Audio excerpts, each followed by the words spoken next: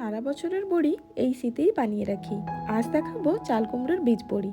একটা চাল কুমড়োর বীজ আর শাঁস দুটোকে জল ছড়িয়ে শুকনো করে নিয়েছি। এবারে বিউলির ডাল বা বিরি বাটা চাল কুমড়োর শাঁস ও বীজ দিয়ে বেশ অনেকক্ষণ প্রায় 5 মিনিট ফেটাতে হবে। যদি সিল বা টাইলসে ফেটানো হয় সবচেয়ে ভালো হয়। যত ফেটানো ভালো হবে বড়ি তত নরম ও সফট হবে। ফেটানো হলে রোদে গরম করা কাঁচা জিরে গুঁড়ো, শুকনো কাঁচা লঙ্কা গুঁড়ো, কালো জিরে ও সাবসিডি, সাথে সাদা জিরে, আদা বাটা দিয়ে প্রায় আরো 3 থেকে 4 মিনিট ফেটাতে হবে। এই বড়ি দেওয়ার প্রথা বা প্রণালী বিভিন্ন জায়গায় বিভিন্ন রকম ভাবে বানিয়ে থাকে। আমি যেভাবে বানাই, মানে আমাদের বাড়িতে যেভাবে বানানো হয় আপনাদের সাথে সেটাই শেয়ার করছি। ফেটানো ভালো করে হলে লবণ স্বাদ অনুযায়ী দিয়ে আবারও ফেটাতে হবে 2 থেকে 3 মিনিটের মতন। এবারে কলা পাতায় সর্ষে তেল মাখিয়ে হাতের সাহায্যে অল্প অল্প নিয়ে চ্যাপটা করে একটা একটা বসিয়ে রোদে শুকনো করে নিলেই খাওয়ার জন্য একেবারে উপযুক্ত। প্রথম দিন বড়িগুলো একটা সাইড রোদ লাগিয়ে নেওয়ার পর থেকে দ্বিতীয় দিন থেকে উল্টে পাল্টে 3 থেকে 4 দিনের মধ্যে বড়িগুলো একেবারে শুকনো হয়।